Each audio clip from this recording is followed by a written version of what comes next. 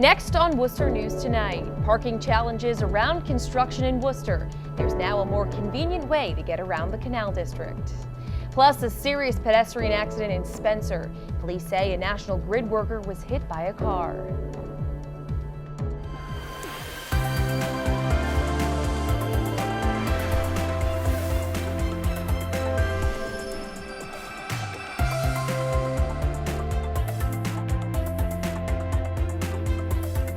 Good evening and thank you for joining us. I'm Anna Botari.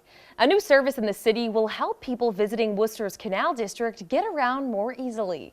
The Canal District Shuttle will transport people to different locations where parking isn't always available. Our Gretchen LaRosa joins us now live from the Canal District with reaction. Gretchen? Anna, with all these new developments in the city, people we spoke with say they can't wait to give this new shuttle service a whirl. The Canal District Alliance is offering a new shuttle service to help people get around Kelly Square. All our parking is a little further away than some people like to walk.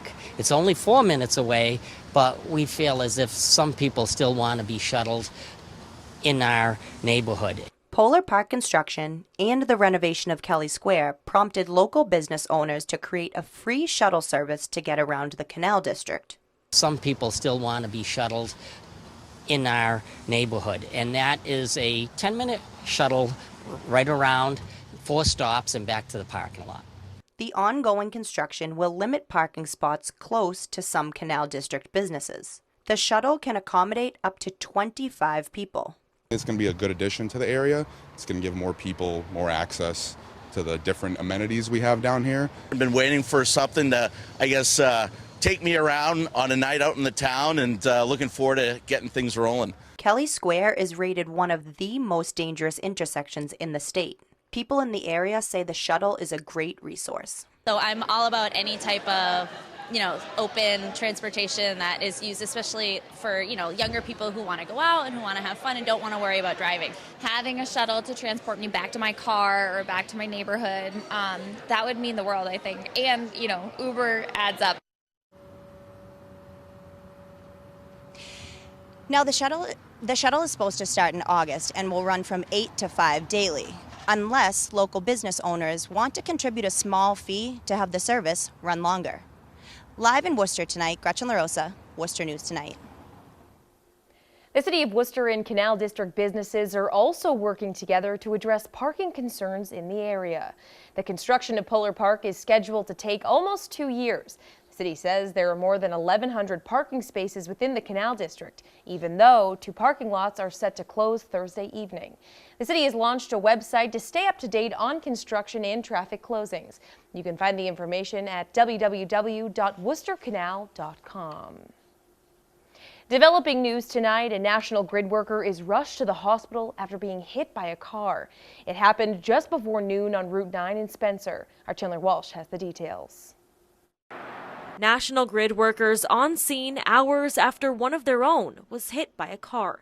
Spencer police say 50-year-old Paul Germano was marking underground piping on Main Street when he was hit. My daughter came down and said that she heard screaming from her window, and when she looked out, there was a person lying in the road. Denise Cole and her daughter were home during the incident, which backed up traffic on Route 9. 2 ambulances, several police cars, National Grid. Police say Germano was thrown about 40 feet and suffered serious injuries. It's just terrible, terrible. He and the driver, Madeline Pulselli, were both transported to UMass.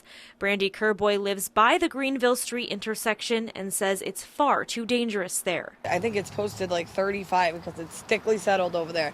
People probably go 60 up there. Like, you just hear flying 60 all the time. Cliff Welsh often avoids the area, saying visibility over the hill is too low. What they should do is make it a one-way street, just to the corner. That way they can turn around and go up a couple of streets and come back out. Be a lot safer. Kerboy says it's a horrible accident, but isn't shocked it happened. She says it's a common spot for National Grid to work. It's easy for them to pull over and cut someone's electric, anything. They don't have to go out on the side roads, so. Germano is a Dudley man. The driver is 60 years old and from North Brookfield. Spencer police say the Central Massachusetts Law Enforcement Council and drone units are assisting the investigation. In Spencer, Chandler Walsh, Worcester News Tonight. Selectmen in Charlton are asking for the state to approve an improvement plan to help with traffic at Treehouse Brewing Company. The plan, which would be paid for by the brewery, would widen Route 20 at the Treehouse driveway. From January 1st to June 30th, Charlton police say Route 20 had more than 180 violations and offenses in the area. Patrolman Derek Gaylord says while it's good Treehouse has a lot of customers, he says they need to adapt to the heavy traffic. It's much needed. I think they acknowledge that need for that project to be done to assist their own customers coming in and out. A lot of the other businesses, it's always been a struggle for them, but with the extra amount of cars coming in and out, that's put an extra burden on a lot of businesses in the area. Tuesday night, the selectmen asked for the town administrator to contact the state to see if the plan can be expedited. The Federal Housing and Urban Development Department is giving millions of dollars over the next 5 years to the Green Island community. On Wednesday, members from the community and city officials discussed what they want to see done with the funds. Director of Neighborhood Development, Gregory Baker, says the city is putting an emphasis on restoring the Green Island community. As the city manager, in particular, would like to focus on this neighborhood over the next 5 years with a minimum of $3 million in investment of funds to help improve the roads, streets, sidewalks, again, all sorts of other things that may have come out of this meeting. Baker says so far the preservation of affordable housing seems to be the biggest issue brought up by the community. Dudley police are investigating after an armed robbery at a gas station late Tuesday night. Chief Stephen Wayner says luckily everyone is okay, but no arrests have been made just yet. Our Brittany Schaefer has the story.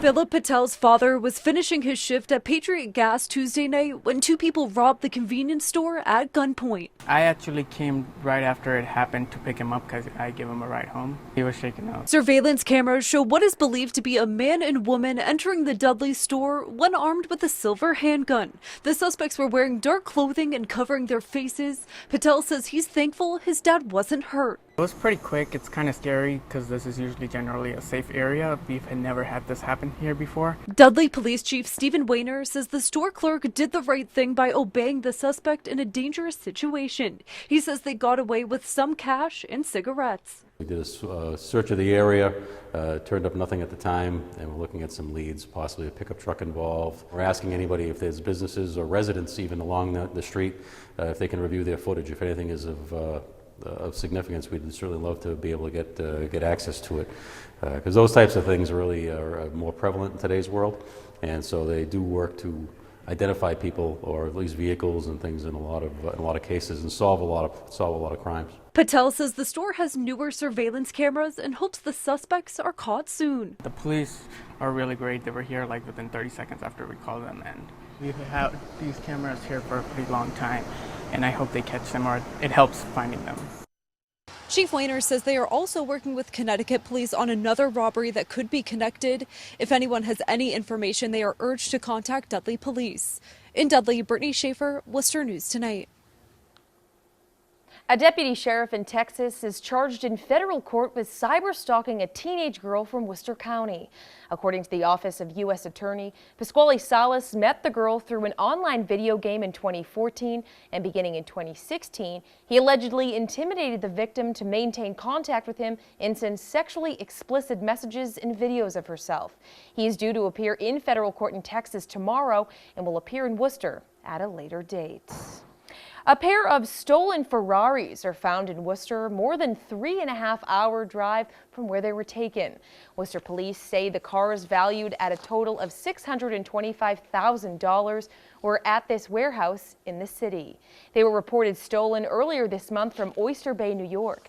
The keys were still inside of the car. Police say a tracking device led them to the cars. If you love beer, you're going to love this. A first of its kind in Worcester, Brewery Bus Tour.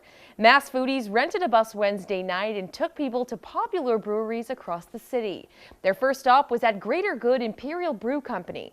Participants received samples of craft beer as well as food. It's amazing because Worcester has a ton of great beers, especially breweries, restaurants that serve great beer. And one thing that I noticed is there wasn't any coordinated tour that connects all the breweries together. So what I want to do with Mass Foodies event is connect the breweries. Mass Foodies say they plan to have another event like this one in the fall.